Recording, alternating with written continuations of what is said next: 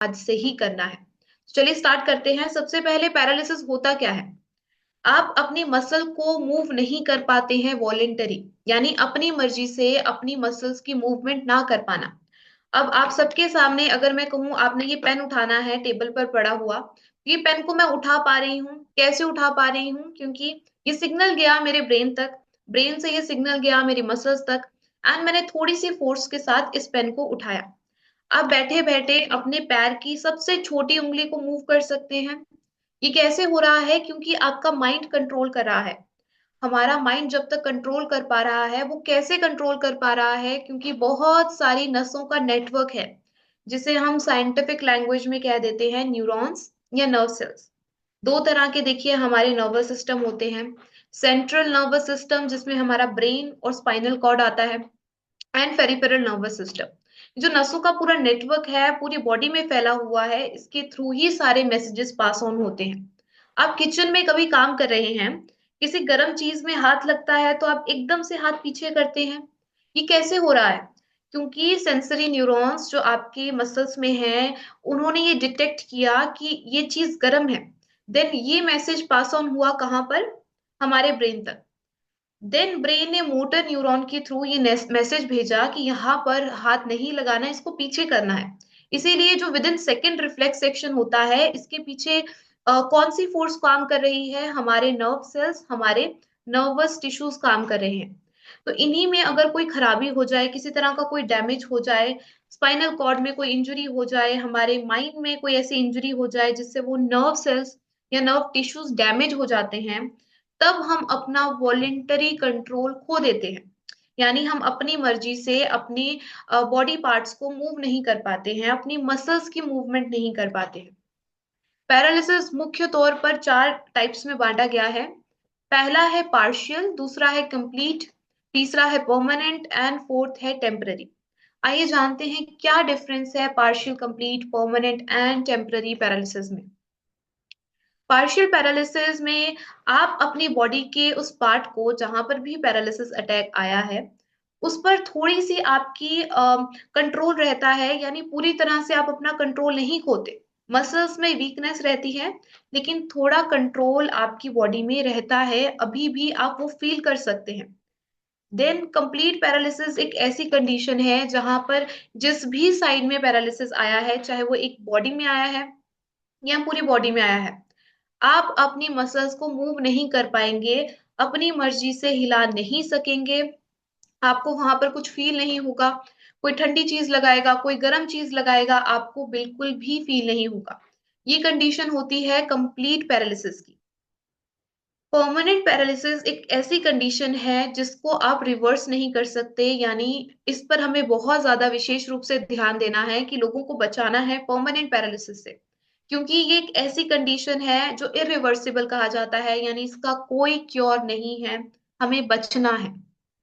Temporary paralysis में क्या होता है? आपकी बॉडी में कोई प्रॉब्लम हुई, पैरालिसिस अटैक आया, आपने प्रॉपर ट्रीटमेंट लिया, देन कुछ समय तक वो प्रॉब्लम ठीक हो गई, लेकिन कुछ समय बाद दोबारा से वही सेम प्रॉब्लम होने लगी, तो उस कंडीशन को हम कहते हैं टेम्पररी पैरालिसिस।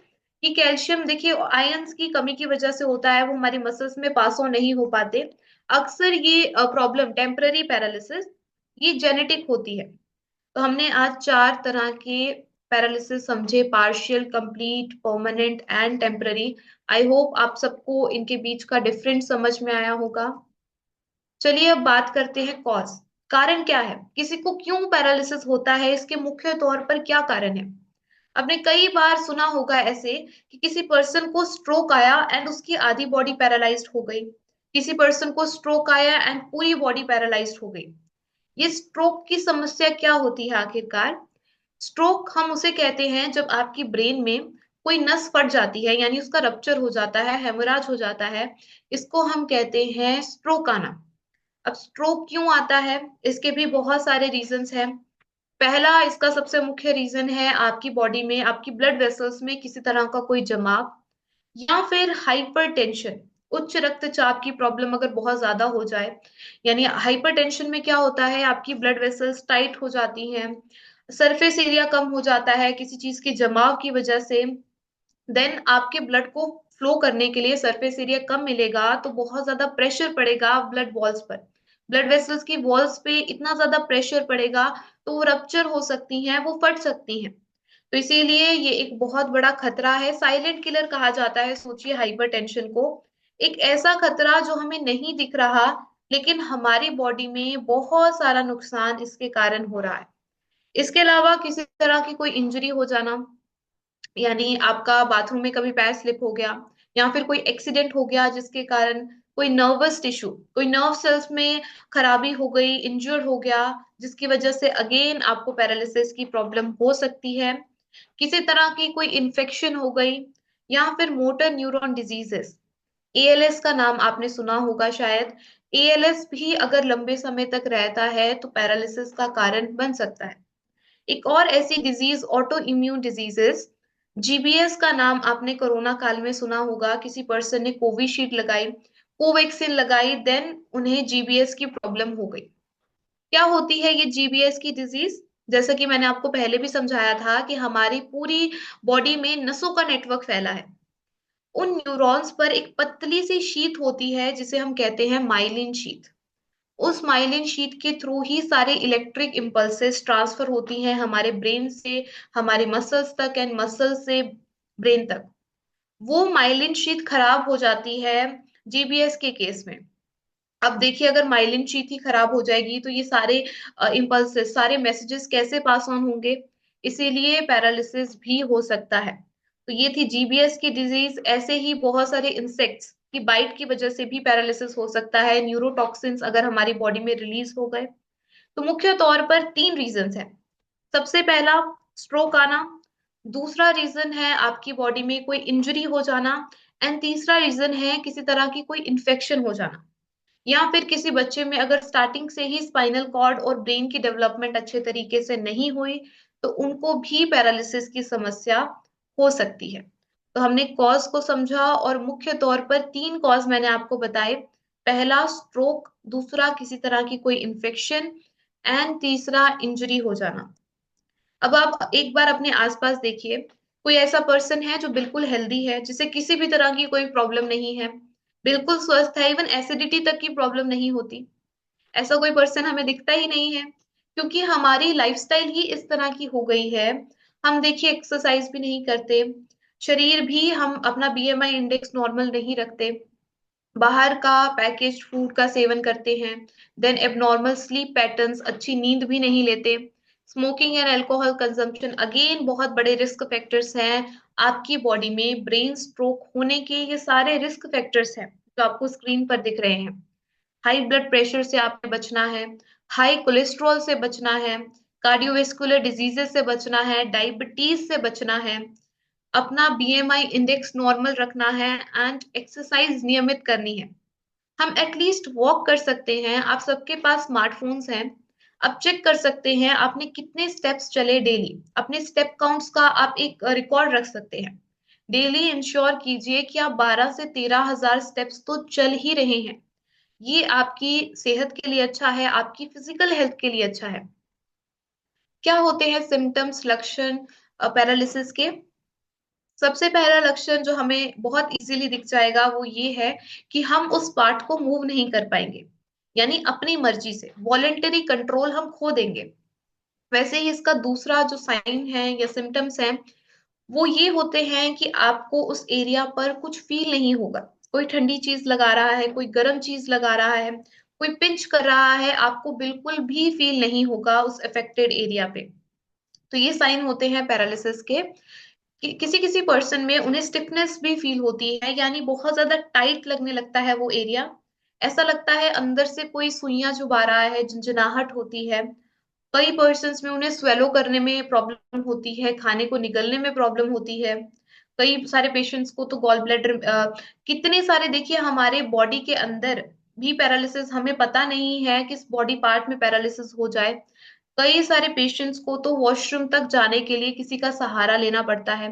खाने को उनकी पाइप लगाई जाती है, उसके थ्रू खाना जाता है। तो ये सारे सिम्टम्स है पैरालिसिस के। आप उस एरिया में कंट्रोल खो देंगे, वॉलेंटरी मसल कंट्रोल खो देंगे, अपनी मर्जी से उस एरिया को मूव नहीं कर पाएंगे।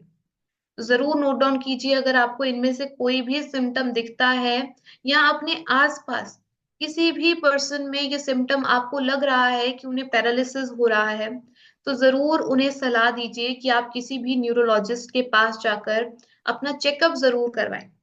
अगर आप समय रहते इसका चेकअप करवा लेते हैं, 6 महीने के अंदर अंदर आप रिकवर भी हो सकते हैं। जितनी आप डिले करते जाएंगे उतना ज्यादा रिकवरी रेट आपका कम होता जाएगा। क्या क्या डायग्नोसिस होते हैं देखिए, बहुत सारे scan, city scans, MRI, MRI होता है, देन एक और ईएमजी।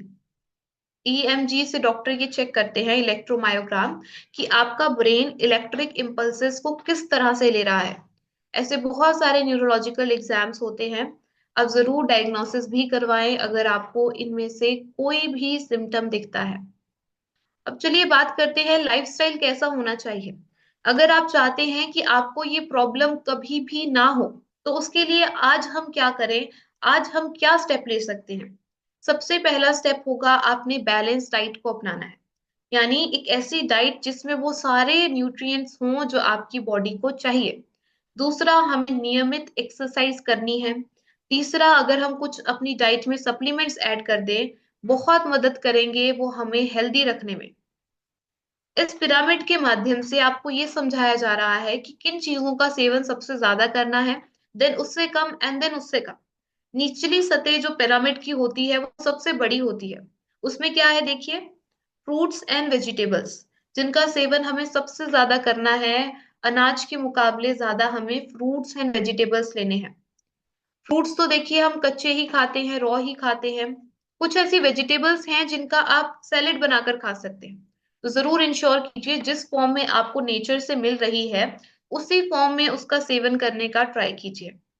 देन ग्रेन्स, ग्रेन्स भी हमें होल ग्रेन्स यानी मोटा अनाज जो हम पहले खाया करते थे, ज्वार, रागी, बाजरा, ओट्स का आटा, कुट्टू का आटा, ये सारी चीजें अपनी डाइट में ऐड करनी है। डेयरी प्रोडक्ट्स भी ऐड करने हैं।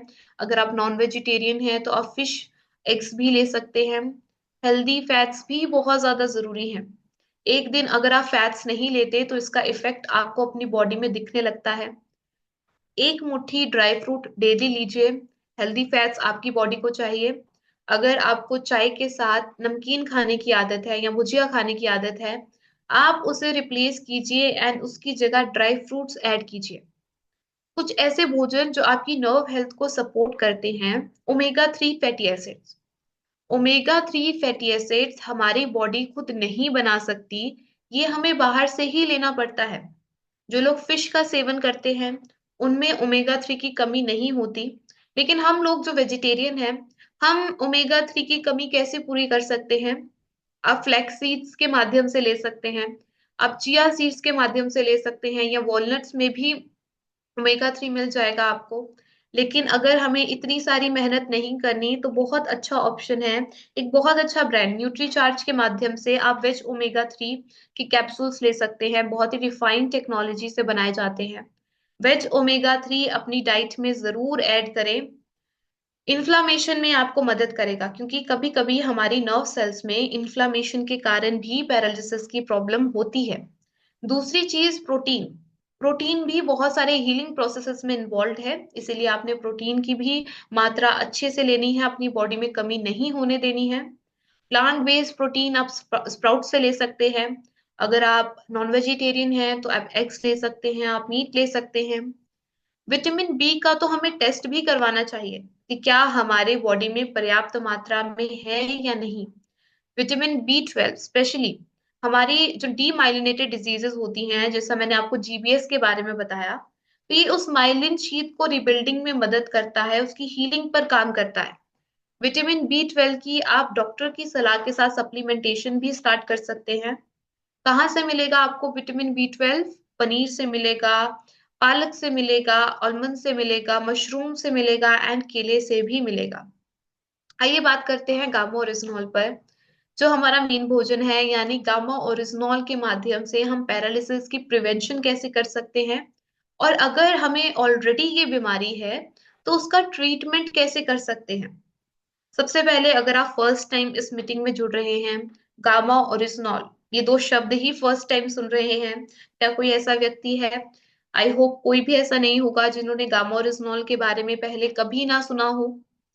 ये एक ऐसा न्यूट्रास्यूटिकल है, एक ऐसा कुदरती एंटीऑक्सीडेंट है जो हमारी बॉडी में इतनी सारी बीमारियों पर काम करेगा और हमें बीमारियों के साथ साथ दवाइयों से भी छुटकारा दिलवाएगा।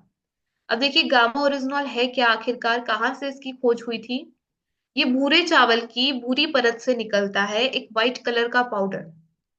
इसकी खोज सबसे पहले जापान में हुई, तो साइंटिस्ट के माध्यम से किनोको और सूचियो 1954 में।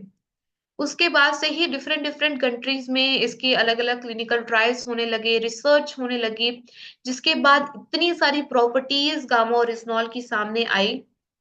आज हम पैरालिसिस पर बात कर रहे हैं, यानी इसकी न्यूरो प्रोटेक्टिव प्रॉपर्टीज पर। बट आप सभी जानते हैं हमारी बॉडी में कितनी सारी बीमारियां आज लोगों की ठीक हो रही हैं, रोगमुक्त हो रहे हैं लोग। सबसे पहली समस्या हाइपोथायराइडिज्म, जिसे डॉक्टर्स एक नाइलाज बीमारी कहते थे, यानी अगर आपको एक बार ये बीमारी हो गई तो आजीवन आपको इसकी एलोपैथिक दवाई लेनी पड़ेगी, थायरॉक्सिन नाम की टैबलेट हमेशा लेनी पड़ेगी, क्योंकि आपकी बॉडी वो हार्मोन नहीं बना रही। T4 हार्मोन आपको सिंथेटिक रूप में बाहर से ही लेना पड़ेगा। लेकिन अब कामोरिजनॉल के माध्यम से ये पॉसिबल हो पा रहा है, क्योंकि रूट कॉज पर काम होता है। हम जितनी भी दवाइयां लेते हैं, चाहे वो हाइपरटेंशन की ले रहे हैं, चाहे वो डायबिटीज की ले रहे हैं या हाइपोथायराइडिज्म की ले रहे हैं, वो सारी दवाइयां सिम्टम्स पर काम करती हैं। गामा ओरिजिनॉल रूट कॉज पर काम करता है, यानी जड़ पर काम करता है, बीमारी को जड़ से खत्म करने में मदद करता है। इसीलिए हम अपनी बीमारी से तो रोग मुक्त होते ही हैं, साथ में दवाइयों से भी छुटकारा पाते हैं। हमारे लिवर को प्रोटेक्ट करता है, कार्डियोवेस्कुलर हेल्थ को सपोर्ट करता है। पेट से संबंधित समस्याएं जिसे हम एक प्रॉब्लम की तरह नहीं देखते, बट यकीन मानिए बहुत बड़ी प्रॉब्लम है। अगर आपको एंटासिड्स लेने पड़ते हैं, पिल्स डेली लेनी पड़ती हैं एसिडिटी की प्रॉब्लम के लिए, कॉन्स्टिपेशन की प्रॉब्लम के लिए, गैस की प्रॉब्लम के लिए, अल्सर्स, ब्लोटिंग, ये सारी समस्याओं को आप नेचुरली सॉल्व कर सकते हैं गामा ओरिजिनॉल के माध्यम से। स्किन के बारे में जैसा कि सर स्टार्टिंग में बता रहे थे, स्किन देखिए एक ऐसा टॉपिक है जिसे मैं बहुत डिटेल में चर्चा करना चाहूंगी। आज के सेशन में मैं थोड़ी सी आपको हिंट देना चाहूंगी कैसे ये एक न्यूट्रा कॉस्मेटिक भी है। यानी गामा ओरिजिनॉल का बहुत सारी सनस्क्रीन्स में, मॉइस्चराइजर्स में यूज किया जाता है। आज तक हमने बस न्यूट्रासूटिकल वर्ड सुना है, बट ये एक न्यूट्रा कॉस्मेटिक भी है। न्यूट्रा यानी कि न्यूट्रिशन, कॉस्मेटिक यानी कि ब्यूटी को इनहेंस करने वाला। कैसे करता है, हमारी बॉडी में देखिए हमारी स्किन के ऊपर जो सेबेशियस ग्लैंड्स होते हैं उनको स्टिमुलेट करता है, जो एक बैरियर की तरह काम करते हैं, and fine lines and wrinkles की अपीयरेंस को डिले किया जा सकता है। रिंकल्स जो बहुत जल्दी अर्ली एज में ही आने लग गए हैं, उनको डिले किया जा सकता है। पिगमेंटेशन की प्रॉब्लम एंड देन साइरोसिस जैसी, एक्जिमा जैसी प्रॉब्लम आज लोगों की सॉल्व हो रही है। कोलेजन एक ऐसा प्रोटीन है जो एज के साथ साथ कम होता जाता है, उसकी रिबिल्डिंग में भी काम करता है गामा ओरिजिनॉल। मेलेनिन एक पिगमेंट होता है, उसकी प्रोडक्शन को कम करता है, जिसकी वजह से आपके चेहरे पर एक निखार भी आता है अगर आप लंबे समय तक इसका सेवन करते हैं। यूवीए यूवीबी रेडिएशन को एब्जॉर्ब करने की कैपेसिटी रखता है गामा ओरिजिनॉल, इसलिए बहुत सारी सनस्क्रीन्स में भी इसका यूज किया जाता है, एंटी एजिंग क्रीम्स में यूज किया जाता है। आपकी बॉडी में कोलेस्ट्रॉल स्तर को नियंत्रित करता है, बाइल एसिड में कन्वर्ट करके आपकी बॉडी से रिमूव करता है, बैड कोलेस्ट्रॉल की मात्रा कम करेगा एंड गुड कोलेस्ट्रॉल की मात्रा को बढ़ाएगा गामा ओरिजिनॉल। मोटापा कम करने में कैसे मदद करता है, मेटाबॉलिज्म को बढ़ाकर एंड सूजन को कम करके, इसके साथ साथ मसल्स की मास को बढ़ाकर। हाई ब्लड प्रेशर, उच्च रक्तचाप की प्रॉब्लम जो इतनी ज्यादा कॉमन हो गई है, हर 8 में से 3 भारतीयों को है। आप अपने आसपास देखिए, कोई ना कोई आपको हाइपरटेंशन का पेशेंट जरूर दिख जाएगा, क्योंकि बहुत ज्यादा कॉमन ये प्रॉब्लम हो गई है और साइलेंट किलर कहा जाता है इसे। यानी सिम्टम्स बहुत जल्दी नहीं आएंगे, लेकिन आपकी बॉडी में बहुत सारा नुकसान ऑलरेडी हो चुका होगा, तो इससे भी आपने बचना है। डायबिटीज का रिवर्सल पॉसिबल हो पा रहा है, आज की डेट में लोगों की दवाइयां छूट रही हैं, इंसुलिन लेना बंद हुआ लोगों का। कैंसर जैसी जानलेवा बीमारी जिसका देखिए ट्रीटमेंट ही पॉसिबल नहीं हो पाता, लोग अपना मनोबल हारने लगते हैं, हिम्मत हारने लगते हैं।